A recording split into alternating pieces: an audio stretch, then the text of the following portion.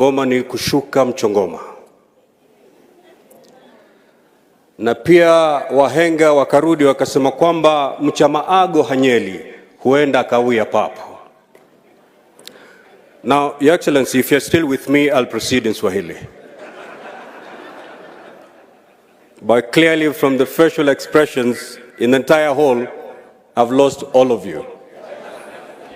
And I wouldn't want to lose you at the beginning of my remarks. So allow me to go back to my written English speech.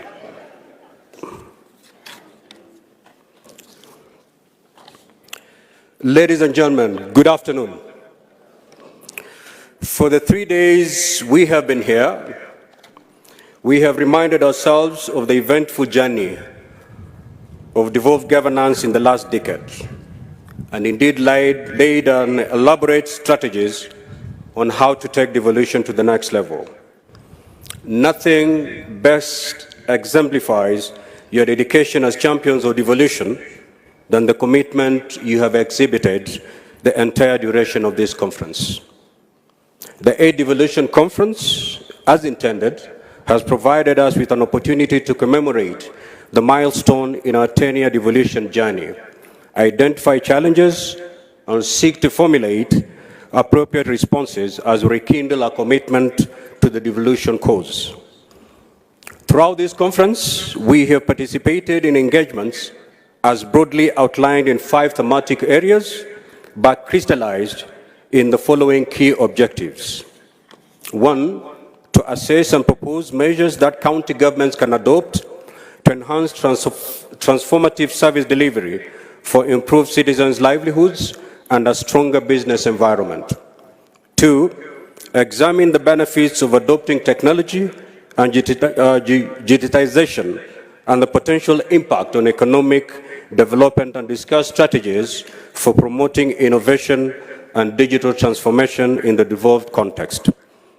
3, to reflect on the trends and challenges that have been experienced in financing the devolved sector and recommend innovative approaches for sustainable and adequate financing for county governments.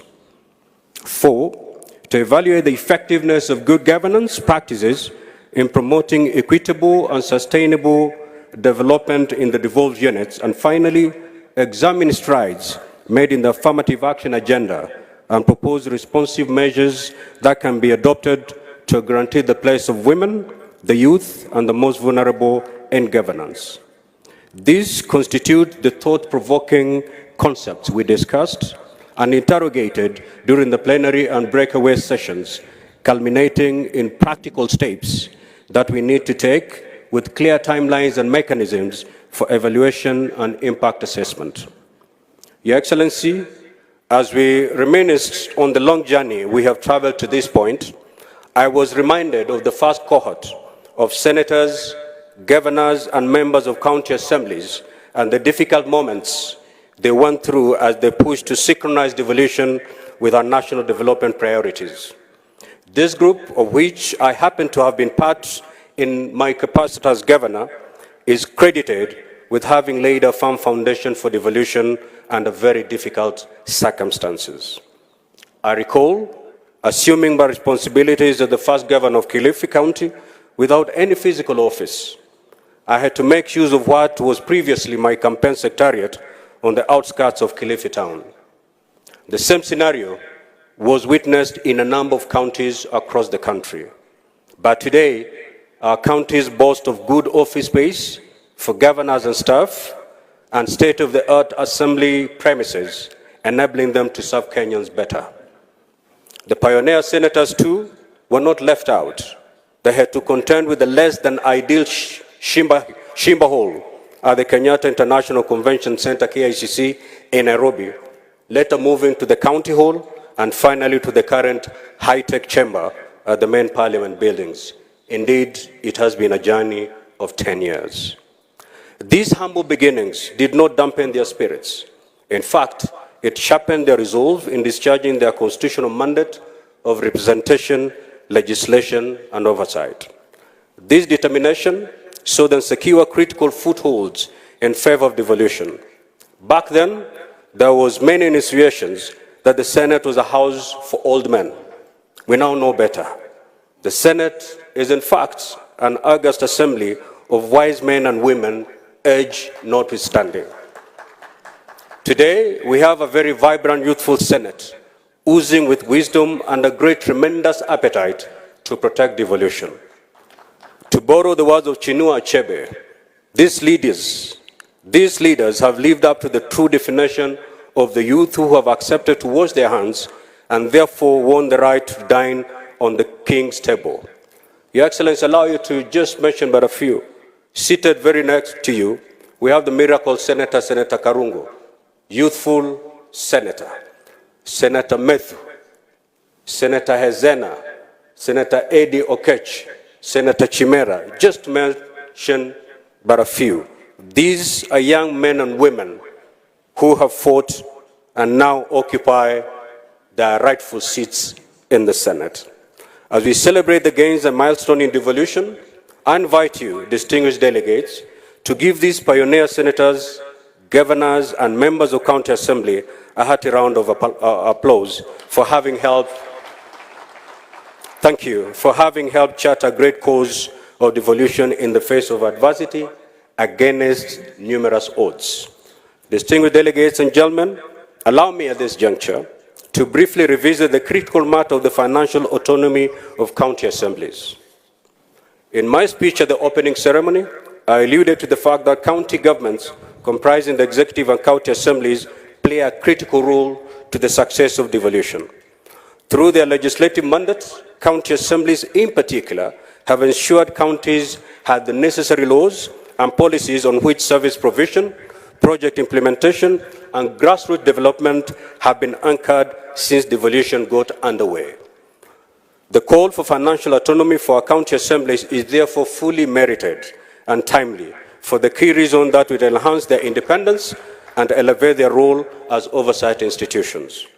Ladies and gentlemen, as we speak, a landmark bill, County Public Finance Laws Amendment Bill 2023, sponsored by the Deputy Speaker of the Senate and Meru Senator, the Honorable Kathuri Murungi, and which seeks to grant financial autonomy to county assemblies, is pending in our legislative pipeline. Among other radical measures, this proposed legislation seeks to cure the mischief that for years has left county assemblies ensnared by whims of county treasuries as they seek money to defray their administrative expenses. When this bill becomes law, county assemblies will not have to go through county executive committees to do their requisition as is presently the case. I want to assure you that the Senate, as the overseer of devolution as per Article 96 of the Constitution, will expedite this legislation, which once enacted will help county assemblies break free from this shackle that grossly undermines their mandate, especially the mandate relating to oversight of county governments.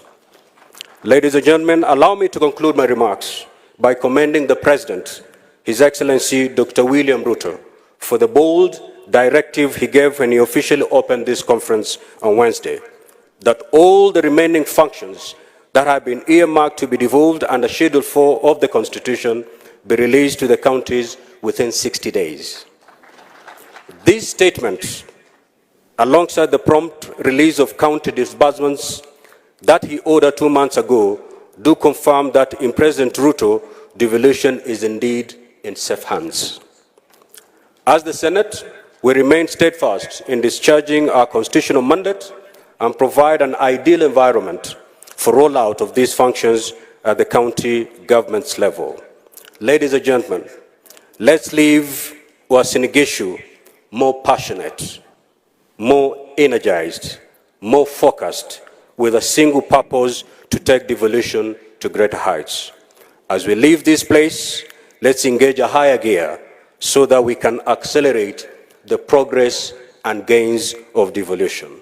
With those few remarks, I wish to thank you for taking time to attend this conference and wish each one of you safe travel back to your destinations. May God bless us all. Thank you.